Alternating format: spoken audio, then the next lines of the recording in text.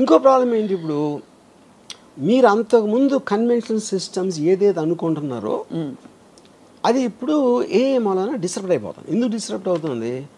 1929 1935 first world war second world war మధ్యలో జరిగిన చాలా జెనీవా కన్వెన్షన్ ఇలాంటి దాంట్లో పొలిటికల్ అసాసినేషన్స్ ఉండకూడదు, that is against human civilize బిహేవియర్కి అగెయిన్స్ట్ అని తీర్మానించారు.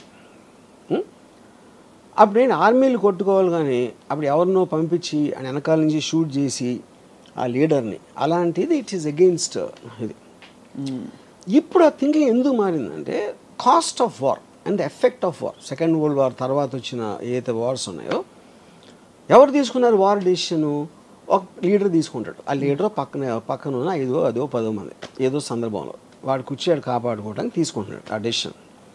వాడి కోసం మీరు 100,000 మంది చచ్చిపోతున్నారు మధ్యలో. And the cost of war, cost of life and the time and everything. అప్పుడు ఈ మధ్యన ఏం చేస్తున్నారు, ఇప్పుడు America it started assassinating the most wanted leaders. అది మళ్ళీ స్టార్ట్ అయింది. ఎందుకు చేస్తున్నారు ఇప్పుడు అది? Because of these reasons, right? And the AI technology is become so unbelievable. ఇప్పుడు ఐమన్ అల్ జవారి అని he is like a deputy commander of al-Qaeda, Osama bin లాదెన్కి second. Is got a 25 million reward. 16 సంవత్సరాల నుంచి దాన్ని ఎదుగుతున్నారు అడు కోసం. ఏ అడిగితే చెప్తుందా కదా కదా దొరుకుతాడని? ఏ కదా ఆ సిస్టమ్స్లో కూడా ఉంటుంది. వాళ్ళకి ఫైనల్గా వాళ్ళకి తెలిసింది ఏంటంటే కాబూల్లో ఒక 5 అంతస్తుల బిల్డింగ్లో 4వ అంతస్తు బాల్కనీలోకి రోజు పొద్దున్న 7 గంటలకు ఆ టైంలో వచ్చి అక్కడ కూర్చుని టీ ఏదో తయారు చేసుకొని తాగుతాడని ఒక ఇన్ఫర్మేషన్ వచ్చింది వాళ్ళకి.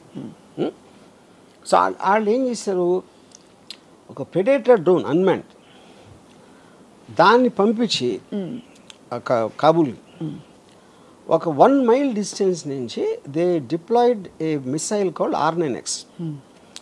అదేం చేస్తుందంటే దగ్గరకు వచ్చి అది పేలదు, దాంట్లోంచి కత్తులు వస్తాయి బయటికి, అది సర్రని తిరిగి నరికేస్తాయి టార్గెట్ని. అది ఎందుకు కనిపెట్టారంటే కొలాటరల్ డ్యామేజ్, అంటే బాంబు పేలితే పక్కన వాళ్ళు కూడా పోతారు, వాళ్ళని చంపడానికి ఉద్దేశం కాదు. Targeting with precision about 1 person. ఇంకోటి బాంబు పేలితే బిల్డింగ్ పడిపోవచ్చు, ఇంకా ఎంతమంది పోతారో తెలియదు. అలాంటివి చాలా జరిగినాయి. దాన్ని తగ్గించడానికి ఇలాంటి టెక్నాలజీ కూడా వచ్చింది. ఇప్పుడు ఇది కంప్లీట్లీ డ్రివెన్ బై ఏ.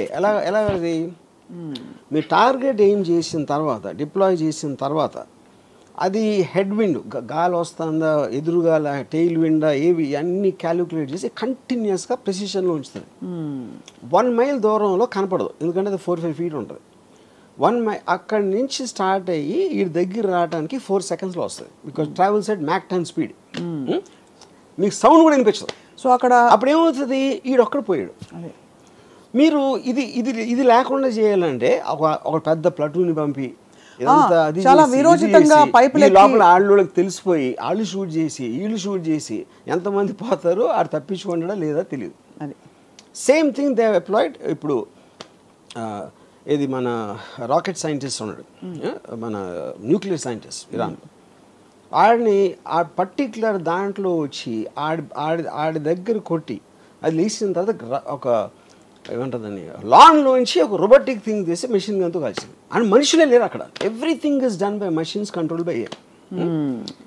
అప్పుడు చాలామంది ఆలోచించింది ఏంటంటే సెకండ్ వరల్డ్ వార్ ఎందుకు వచ్చింది అసలు, హిట్లర్ని చంపటం వచ్చింది. హిట్లర్ అని కూడా స్టార్ట్ చేశాడు. అవును, సెకండ్ వార్ ఎండ్ అయిపోవాలంటే హిట్లర్ చచ్చిపోవాలి. కానీ హిట్లర్కి మనకి మధ్యన, అది మనకంటే అమెరికన్ ఫోర్సెస్కి ఒక 1000 మంది ఉన్నారు, ట్యాంకులు గీంకులు అన్నీ వేసుకొని. వాడి దగ్గరికి రీచ్ అవ్వటానికి అయింది వార్. ఇప్పుడు ఆడికి వాషింగ్టన్లో కూర్చున్నాడు, ఒక బటన్ నొక్కితే ఈ డ్రోన్ గీనో వచ్చి సపక్కని లేపేస్తే ఇంకా సెకండ్ వార్ ఎట్లా ఉంటుంది? అవును, కరెక్ట్.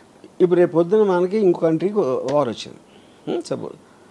ఇప్పుడు మీరు ప్రైమ్ మినిస్టర్ని, joint chiefs of staff, army, navy, naval కమాండర్ని చంపేసినాయి అనుకోండి, మిసైల్స్ వచ్చి, మిసైల్స్ డ్రోన్స్ ఏదో వచ్చి. మీకు లీడర్స్ పోతే వేరే వాళ్ళు వార్ ఏం చేస్తారు? మహారాజ్ చచ్చిపోతే సైన్యం వార్ ఎందుకు చేస్తుంది? అవును, ఈ క్వశ్చన్స్ అని రీఎమర్జ్ అవుతున్నాయి.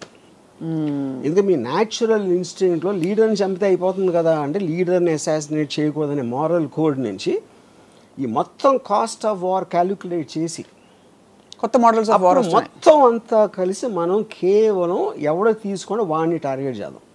20 సంవత్సరాలు ఆఫ్ఘనిస్తాన్లో వార్ జరిగింది. ఫైనల్గా ఇచ్చేసారు, తాలిబాన్ మళ్ళీ వచ్చేసారు. $4 ట్రిలియన్ ఖర్చింది అమెరికాకి. ఇప్పుడు ఆడ ఫస్ట్ నుంచి ఆడ ఆఫ్ఘనిస్తాన్ దాని చావుని మనకి ఉసామా బిన్ లాదెన్ ఒక్కడే చంపాలి అంటే మీకు కాస్ట్, టైము, ఎఫర్ట్ ఎంత ఎంత తగ్గిపోతుంది? ఖచ్చితంగా తగ్గేది. అండ్ అప్పుడు వాళ్ళు ఏమంటారు, $25 మిలియన్ కాకపోతే $100 మిలియన్ ఇస్తాం ఆయన పట్టుకుంటే. అప్పుడు వాడి చుట్టూ ఉన్న వాళ్ళు శత్రు అంటే targeted assassination killing plans is the future rather than war.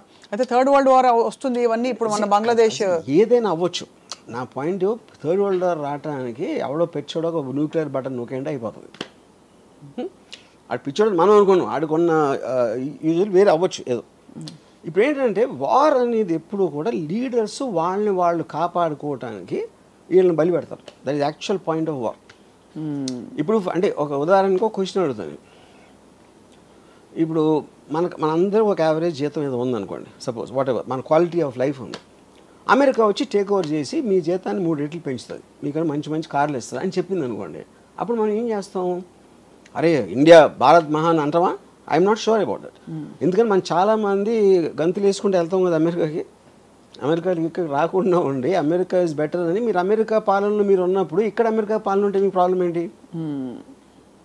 అది కేవలం మన ఈగో అని మన ప్రోగ్రామ్ చేసిన విషయం అది. యూనో, సో అప్పుడు దాన్ని బట్టి ఉన్న తీరులో నేను చెప్తున్నాను ఇప్పుడు. సో బేసిక్గా ఎవడైతే పైన ఉన్నాడో వాడిని కాపాడుకోవడానికి వార్ వస్తుంది. అది నా ఫండమెంటల్ థింగ్. ఏఐ వస్తే ఇప్పుడు పాకిస్తాన్ ఇండియాకి వస్తే సప్న రాము వాళ్ళు తీసుకోలేదు కదా డిసిషన్. అది మన పక్కింటి వాళ్ళు తీసుకో, ఎదురింటి వాళ్ళు తీసుకో, మనకి తెలుసు ఎవరు తీసుకున్నారు? ఢిల్లీలో ఉన్న 10 మంది తీసుకున్నారు. అవును, మన దేశాన్ని తీసుకెళ్ళిపోతున్నారని మనలో ఒక ఇది చేసి. కానీ ఆ దేశం బెటర్ అవుతే అప్పుడు ఎందుకు వార్ చేస్తారు మీరు? మీరు ఎవరితో ఫైట్ చేసినా మీ దగ్గర ఉన్నది ఏదో పోతుందేమో అనే భయంతో చేస్తారు. లేకపోతే అవతలని ఆక్రమించేసుకుని మనం దొబ్బేద్దాం అని దాంతో చూస్తారు. ఈ రెండే ఉంటాయి. కాన్ఫ్లిక్ట్ అనేది అక్కడ ఉండేది.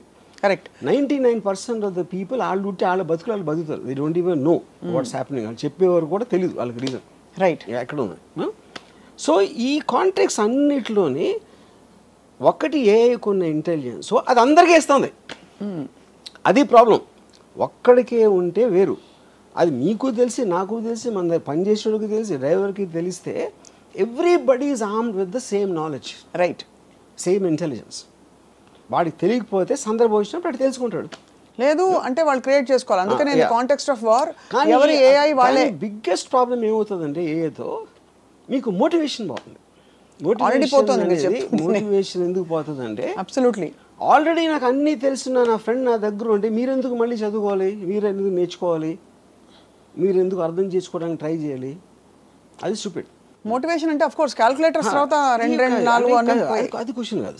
మోటివేషన్ అనేది ఒక మనిషికి ఎందుకు ఉపయోగం? మోటివేషన్తోనే తను కష్టపడతాడు. తను ఏదో ఇంకొక పెద్ద ఒక రీచ్ అవ్వటానికి ట్రై చేస్తాడు. దానికి ఏం కావాలి? నాలెడ్జ్ కావాలి, ఒక అంబిషన్ కావాలి, ఒక ఇంటెలిజెన్స్ కావాలి, ఒక ఎఫర్ట్ కావాలి. ఇవన్నీ వేరే వాళ్ళు చేసి మనకన్నా బెటర్గా చేస్తున్నప్పుడు, ఇప్పుడు నేను సపోజ్ డైరెక్టర్ అవ్వను అనుకోండి, నేను ఉన్న డైరెక్టర్ కన్నా నేను బెటర్గా తీస్తాను అని అన్నప్పుడే నాకు మోటివేషన్ వస్తుంది. ఇది ఒకటే. లేదా నేను రేస్ ఉన్నాను, రన్నింగ్ రేస్లో ఉన్నప్పుడు 10 మంది పరిగెడతామంటే నాకన్నా ఫాస్ట్గా పరిగెట్టేవాడు ఒక 10 అడుగులు నాకన్నా ముందు ఉన్నాడు. అవును, 10 అడుగులు దూరం ఉన్నప్పుడు ఎలాగైనా అందుకోవాలని ఇంకా నేను కష్టపడి ఇంకా పరిగెడతాను. అదే వాడు 1 మైల్ ముందుకు వెళ్ళిపోయాడు అనుకోండి, 1 మైల్ అందుకోవటం అనేది నాకు వల్ల కాదు అని నాకు తెలుసు. అప్పుడు అయిపోతాను. అప్పుడు ఆ కాంటెక్స్ట్ ఏమవుతుందంటే మోటివేషన్ లేనప్పుడు మీరు చదువుకోవటం, నాలెడ్జ్ సంపాదించడం, ఒక అంబిషన్ ఉండటం అనే వాటికి మీనింగ్ ఉండదు. అప్పుడు ఏంటి, స్లోగా మనం మళ్ళీ ఆది మానవులు అయిపోతాం. ఆది మానవుడి నుంచి మనం మోటివేషన్తో వచ్చాం ఇంతవరకు.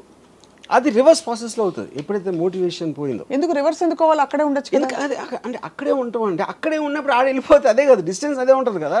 డిస్టెన్స్ బట్టి. సో ఓకే, అప్పుడేంటి అది రీచ్ అయిన స్టేజ్తో కంపేర్ చేస్తే మనం ఇప్పుడు ఆది మానవులు ఏమనుకుంటాం, మనం ఆ స్టేజ్లో ఉంటాం. అది నేను చెప్పేది. మనం ఉన్నప్పుడు ఆది మానవులుగా మనల్ని ఏ ఇసుకు రారా అని చెప్పి ఛాలెంజ్ చేసే ఏ లేదు. ఇప్పుడు ఉంది కాబట్టి మనం గ్యాప్ పెరిగిపోతుంది. అప్పుడు ఏమీ లేదు కదా. అప్పుడు పాయింట్ ఆఫ్ రెఫరెన్స్ ఏఐకి మనం ఇర్రిలవెంట్, మనం ఉన్నా లేకపోయినా అది సెన్షెంట్ అయినప్పుడు వి బికమ్ ఇర్రిలవెంట్. మనకి ఏసారి irrelevant. Correct. But I'm saying for us to evolve from real ఆదిమానవ time. What was our motivation? గుర్రపు స్వారీలు చేసినప్పుడు గుర్రాలు ఇంపార్టెంట్, కార్లు వచ్చినప్పుడు గుర్రాలు ఎందుకు ఇంపార్టెంట్ అవుతాయి? కరెక్ట్. అది ఎగ్జాక్ట్లీ ద ప్రాసెస్. అసలు గుర్రాలని వాడచ్చు అనే అవసరం ఉంది కాబట్టి గుర్రాలని వాడడం మొదలుపెట్టి గుర్రపు స్వారీ అని ఒక తయారైంది. వెన్ వీఆర్ ఆదిమానవ్స్ we didn't have any point of reference.